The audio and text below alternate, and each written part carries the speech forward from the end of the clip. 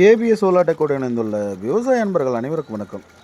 நம்ம தருமபுரி மாவட்டம் தொப்பூருக்கு அருகில் பார்த்திங்கன்னா வெள்ளக்கல்லுன்ற ஏரியாவில் நம்ம பார்த்திங்கன்னா ஒரு 1000 அடி போர்வெல்லில் ஒரு 980 அடிக்கு பார்த்திங்கன்னா நம்ம மோட்டார் தொங்க விட்டுருக்குறோம்.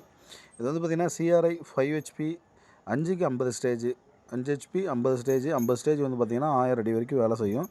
போர்வெலோட டோட்டல் டெப்த் பார்த்திங்கன்னா 1850 அடி ஆழம். இதில் பார்த்திங்கன்னா தண்ணி ரொம்ப குறைவாக தான் வந்தது அப்படின்னு சொன்னாங்க. நம்ம சேனலில் இப்போ தான் நீங்கள் பார்க்குறீங்கன்னா சப்ஸ்கிரைப் பண்ணுங்கள், பக்கத்தில் பெல் ஐக்கனை தட்டிக்கோங்க. அப்போ தான் நாங்கள் போகிற வீடியோலாம் உங்களுக்கு நோட்டிஃபிகேஷனாக வரும்.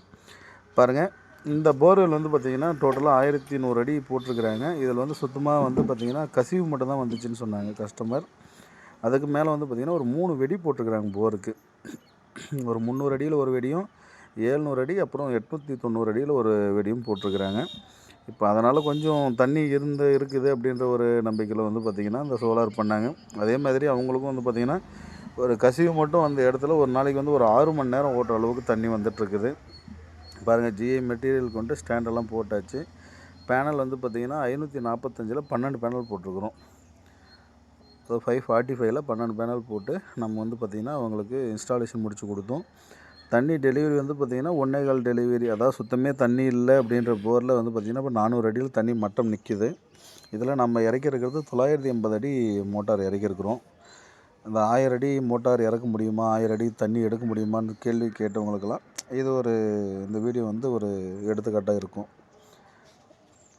பாருங்கள், நீங்கள் 1000 பிஎல்டிசி போட்டாலும் இத்தனை அடி ஆழத்துலேருந்து தண்ணி எடுக்க முடியாது.